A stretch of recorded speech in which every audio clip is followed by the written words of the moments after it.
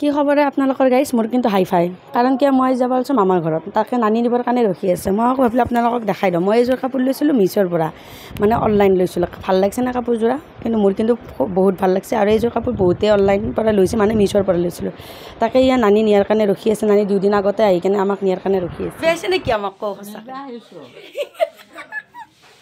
কি কৰিব আহিছে নিব আহিছোঁ নাতি জমাই নাতি নাতিন নাতি ল'বলৈ আহিছোঁ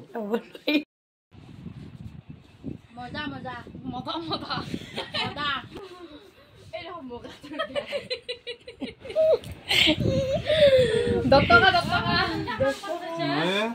কি ল'ব লাগে ওলাইছে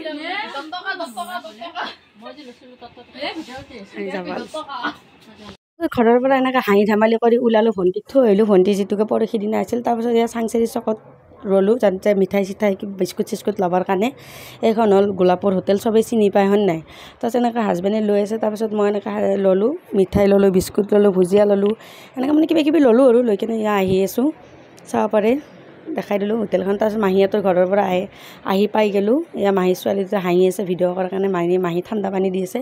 মাহীক ক'লোঁ বেকাৰ নাস্তা চাস্তা বনাব নালাগে যিহেতুকে ভাতৰ টাইম হৈছে চিম্পুল কৰি অকণমান চাহ দি তাৰপিছত মাহীয়ে চানা টানা দি চাহ দিলে আৰু ভাতৰ লগত আছিলে এইখিনি যোগাল মাছ কণী ডিমা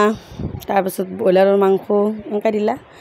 তাৰপিছত সন্ধিয়াৰ টাইমত এনেকৈ অলপ ওলালোঁ মাহীহঁতৰ ৰাস্তাত মাইনাক এনেকৈ চাইকেলত উঠালে মাহীৰ ছোৱালীটোৱে